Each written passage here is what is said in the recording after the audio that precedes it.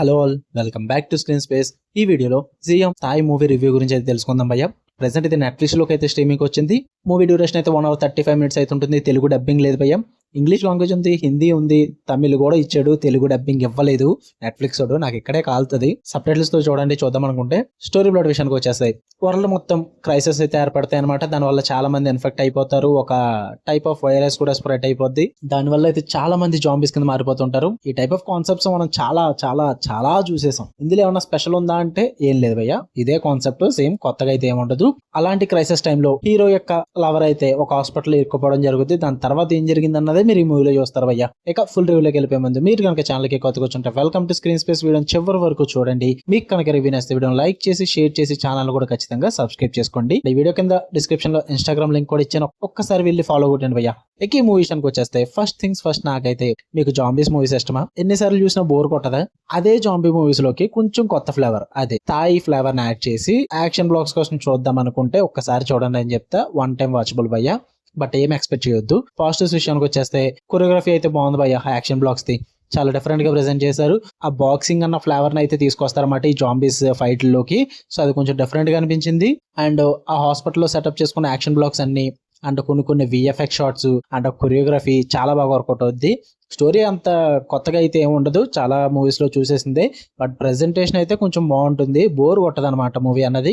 ఎక్కువ డ్రామా కూడా టైం తీసుకోరు, జస్ట్ త్వరగానే మీకు స్టోరీలో తీసుకెళ్లిపోతారు. అది కూడా బాగానే ఉంటుంది. పైగా క్రిస్పీ రన్ టైం భయ్యా. Just 1 hour 35 minutes time pass చూద్దాం అనుకుంటే మంచిగా టైం పాస్ అయిపోద్ది. అనవసరమైన సీన్స్ అయితే ఏం పెట్టుకోలేదు.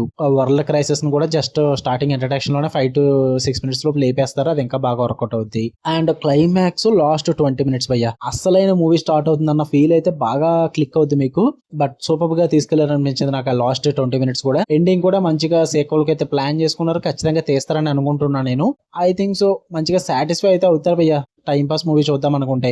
నెగిటివ్స్ విషయానికి వచ్చేస్తే రొటీన్ రొట్ట స్టోరీ తెలిసిందే కదా. ఎప్పటి నుంచో ఇదే స్టోరీ మనం చాలా మూవీస్ లో చూసాం, చాలా సిరీస్ లో కూడా చూసాం. ఇందులో కూడా అలాగే ఉంటుంది, కొత్తగా అయితే ఏముండదు. సో రొటీన్ గా ఉంటుంది అనమాట. అండ్ కొన్ని సీన్స్ కూడా చాలా ఫెమిలియర్ గానే ఉంటాయి. చాలా మూవీస్ లో చూసిన సీన్స్ ఉంటాయి అనమాట. అండ్ మీరు కనుక స్వీట్ హోమ్ సిరీస్ చూసుంటే అదే టైప్ లో ఇది కూడా ఉంటుంది. కొత్తగా ఏం ఎక్స్పెక్ట్ చేయొద్దు, బట్ ఇది మూవీ టైప్ లో ఉంటుంది అనమాట. అండ్ ఇంకా హీరో రెస్క్యూ కోసం చేసే పనులు ఇవన్నీ కూడా చాలా ఫెమిలియర్ గా ఉంటాయి భయ. కొత్తగా ఏముండదు.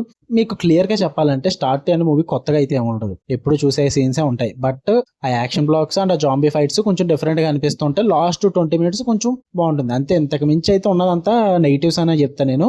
అంత సూపర్ మూవీ అయితే ఏం కాదు.